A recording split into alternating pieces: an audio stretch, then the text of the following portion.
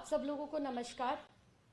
और जैसा कि हाथरस की घटना पर कल हमारे साथ हुआ, हम लोग कल आम आदमी पार्टी का एक प्रतिनिधिमंडल जिसके अंदर माननीय राज्यसभा सांसद संजय सिंह जी, मैं स्वयं मंत्री राजेंद्र प्रसाद गौतम जी, अजय दत्त जी और पंजाब से हमारे लीडर ऑफ अपोजिशन चीमा जी, हम सब लोग पीड़िता के परिवार से मिलने के लिए गए, उनका दुख साझा करने, उनका ढांढस बंधाने और किस प्रकार से हादसा हुआ और क्या माहौल अभी उनके साथ चल रहा है, ये सब जानकारी लेने के लिए, उनसे मिलने के लिए कल हम गए। और जिस प्रकार से हमारे साथ कल यूपी की पुलिस के मौजूदगी में हमला होता है, ये बेहद दुखद है।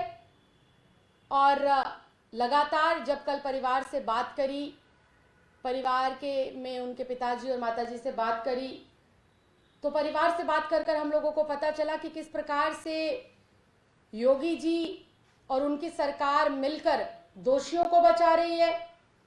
सरकार ना सिर्फ दोषियों को बचाने का काम कर रही है जो इस संगीन अपराध में लिप्त है, बल्कि पूरा का पूरा एक जातिवाद हमें वहां पर देखने को मिला, पूरा ठाकुरवाद देखने को मिला, क्योंकि जो यूपी के मुख्यमंत्री हैं वो खुद इस जाति से आते हैं, ठाकुर जाति से आते हैं। और पूरा का पूरा वहां पर कल हम लोगों ने इस बात को समझा और महसूस करा। परिवार के लोगों ने लगातार हमें बताया कि उन पर 24 घंटे निगरानी रखी जाती है, उन्हें नजरबंद किया हुआ है।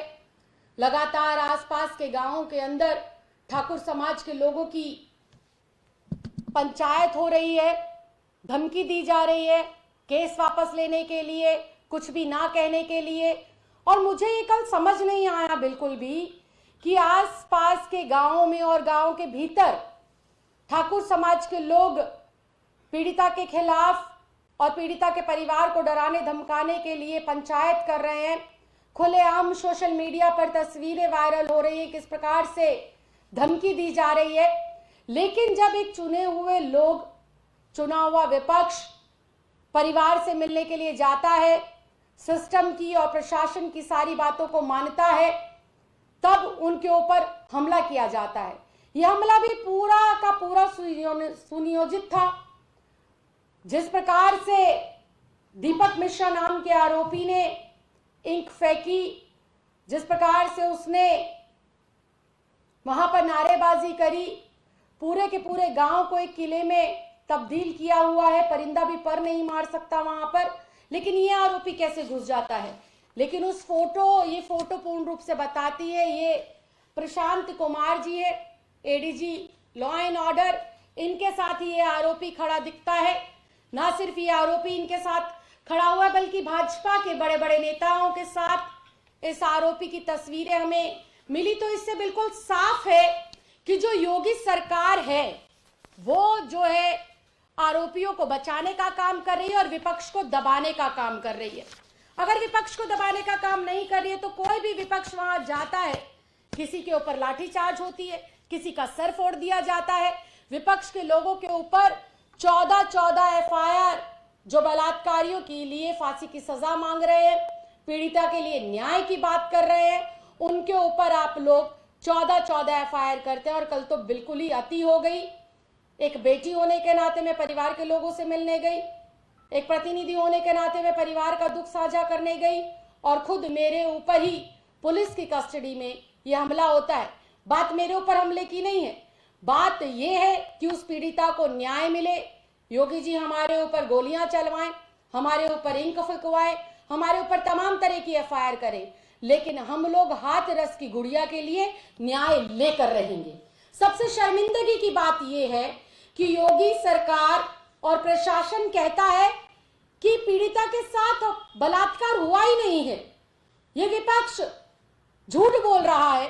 अगर विपक्ष झूठ बोल रहा है तो अलीगढ़ का मेडिकल जो कॉलेज है, अलीगढ़ का जो अस्पताल है जिसके अंदर पीड़िता लगभग हफ्ते से 10 दिन तक रही, उसकी पहली प्राथमिक रिपोर्ट में पूर्ण रूप से यह साबित हुआ है कि उस लड़की के साथ बलात्कार हुआ है। ये रिपोर्ट विपक्ष ने नहीं बनाई, ये रिपोर्ट आम आदमी पार्टी ने नहीं बनाई, ये अलीगढ़ यूपी सरकार के अंतर्गत आने वाले अस्पताल के डॉक्टर ने ये रिपोर्ट बनाई है और ये रिपोर्ट 22 सितंबर की ये रिपोर्ट कहती है कि हाथरस की गुड़िया के साथ गैंगरेप हुआ था। दूसरी बात, लगातार विपक्ष के ऊपर तो आप लोग एफआईआर दर्ज करा रहे हैं, विपक्ष के ऊपर तो योगी की सरकार लाठीचार्ज करा रही है, लेकिन पीड़िता को न्याय दिलाने के लिए काम नहीं कर रही है। 3 दिन पहले कहा गया कि सीबीआई को जांच सौंप दी गई है, लेकिन सीबीआई ने अभी तक भी सीबीआई ने ऑफिशियली इस केस को टेक ओवर नहीं करा है। उनके पास किसी भी प्रकार का कोई नोटिफिकेशन नहीं पहुंचा है। तो क्या कह देने भर से सीबीआई की इंक्वायरी हो जाएगी? मुंह के शब्दों से इंक्वायरी हो जाएगी? इंक्वायरी के लिए आपको कागज पत्री तैयार करनी पड़ेगी, आदेश देने पड़ेंगे।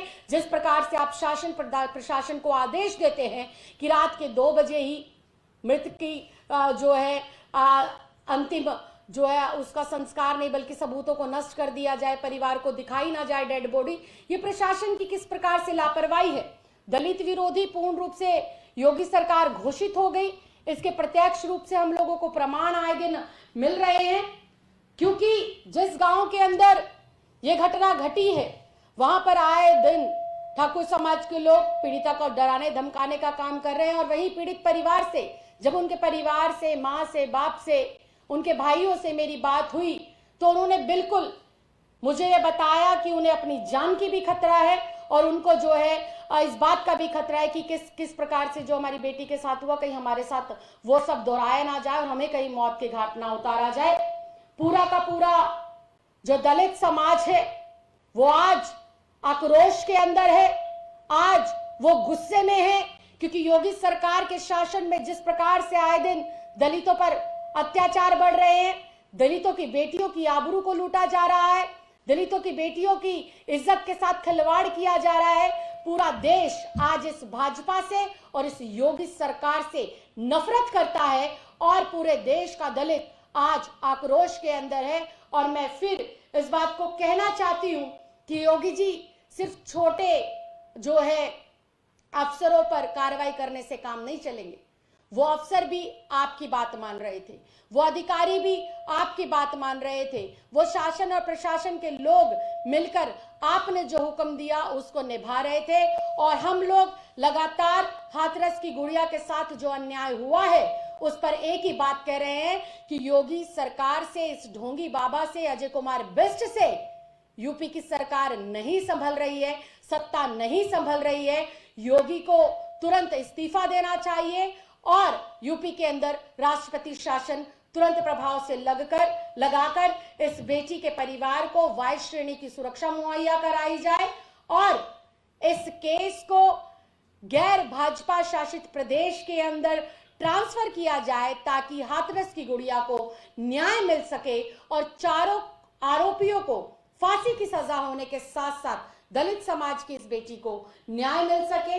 सरकारें लगातार, सरकार में जो बैठे हुए लोग हैं वो परिवार के लोगों को परेशान कर रहे हैं, लगातार जा रहे विपक्ष के ऊपर हाथापाई हो रही है, उनके ऊपर अत्याचार हो रहा है। मैं फिर ये कहना चाहती हूं कि हम लोग सिर्फ और सिर्फ दलित समाज की, हाथरस की इस गुड़िया के लिए न्याय चाहते हैं। आप जितने भी वार करना चाहते हैं, आपके द्वारा फेंकी गई हुई कालिक से एक बार फिर हम लोग इतिहास रचेंगे और एक बार फिर से जो आपने दलित समाज की बेटी के साथ किया है और दलितों के साथ जो आप लोग अन्याय कर रहे हैं, इसका जो है लोग तुरंत प्रभाव से जो है आप लोगों को इस्तीफा देना चाहिए। और हम लोग जो है इसके खिलाफ यूं ही आवाज बुलंद करते रहेंगे और उस बिटिया के लिए न्याय यूं ही मांगते रहेंगे।